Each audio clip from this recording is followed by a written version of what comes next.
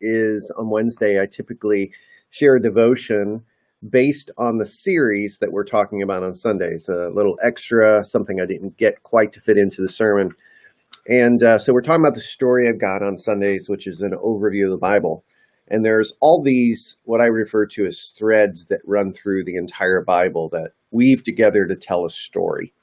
Threads in the sense of something in the beginning kind of runs through all the way, it connects to Jesus, and then finishes up at the end of the story. Some theme or some intersection that runs through the entire Bible. And there are so many threads that we could talk about today, specifically that go through the Old Testament. But one that I'd like to mention is the thread of temple, and the idea that God desires to dwell with humanity.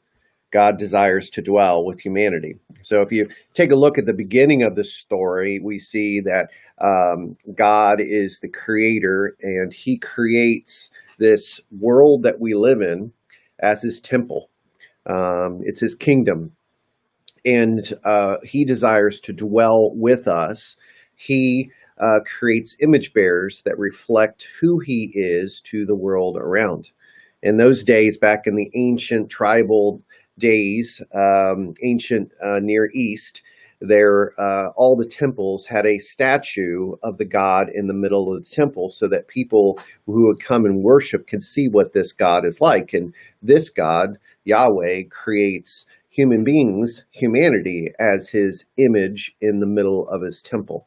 God desires to dwell with us and be with us and have a relationship with us. And we see this in the garden as God walks through the garden with Adam and Eve in the cool of the day. So this idea of God dwelling is important. And so when sin entered the picture during the fall, Act 2 of the story of God, God was no longer able to dwell with humanity in the same way that he did before, and Adam and Eve were exiled from the garden. But that didn't stop God from coming to humanity, to desiring to dwell with them. And we see God showing up in various ways.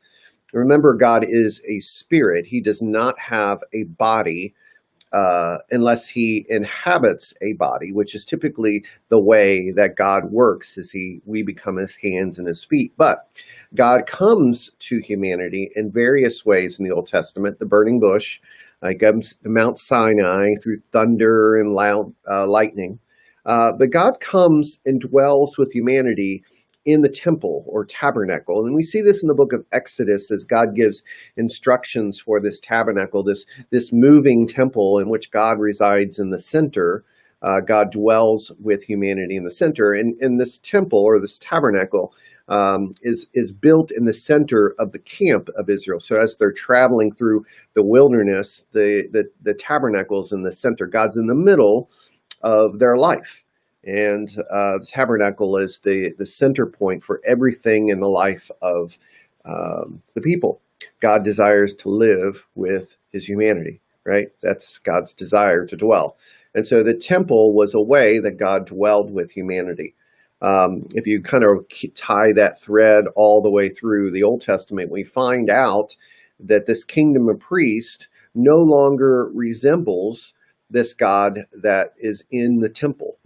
And so God allows the superpower of the day, which is Babylon, to conquer them.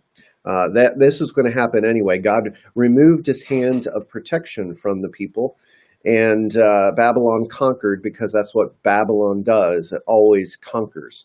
And so Babylon conquered, wiped out the temple, wiped out the city of Jerusalem, and God no longer dwelt with humanity in the way that he did before. And then they rebuilt the temple, but God did not dwell with them in the temple anymore. So Jesus comes. It's God in the flesh to dwell with humanity. In the Gospel of John, John says that Jesus tabernacled with them. And so John wanted us to make sure that we see the thread going through the Bible is that God was coming to dwell with humanity in the person of Jesus. And so there wasn't a need for a physical temple anymore. Jesus himself became the temple. And then when he ascended to heaven and sent his spirit, we, the church, become the temple of God, and God dwells within us. So there's not the need of a building anymore.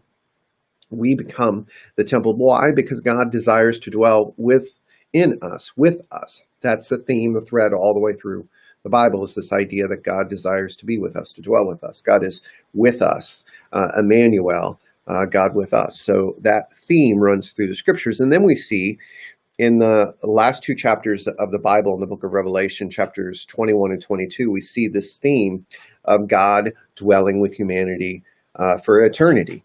We are with Jesus forever on this renewed earth. And so what we saw in the beginning of the whole earth being the temple of God, we see at the end that being fulfilled is that the renewed creation is the temple of God, and God dwells within it. We don't need a physical temple, it says in Revelation. So this idea of God dwelling is important. It's important not just because it's a thread that runs through the entire Bible, but it's important for us to remember in our day-to-day lives that God desires to be with us. He loves us. We might think poorly of ourselves, but God looks at us and sees his image in us. Even if it's broken and cracked and things like that, God sees his image in us, and he sees himself when he looks into us. And so through the death and resurrection of Jesus, that image is restored and renewed. So we're able to do what Adam and Eve were called to do, reflect the image back into the world. And so that theme is an incredibly important theme in the Old Testament, dwelling. God desires to dwell with humanity, and God desires to dwell with you today. God desires to be with you today. God desires to be and walk with you on your journey wherever God takes you.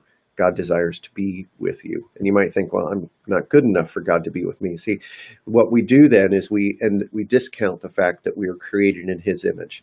And so we desire to be renewed and remade, but God has already done that in Christ.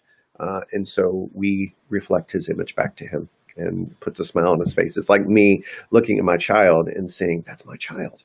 That's Micah. That's Jacob. That's Rebecca. They resemble me. I helped make them. They're my children.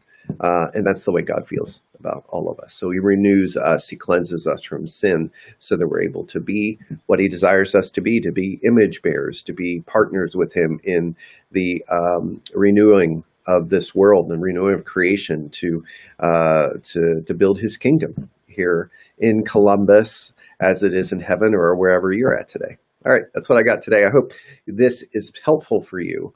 Wherever you're at today, God desires to dwell with you. And I'll be back on Friday with a preview for Sunday. Hope you guys have a fantastic week. Grace and peace, everyone. Take care.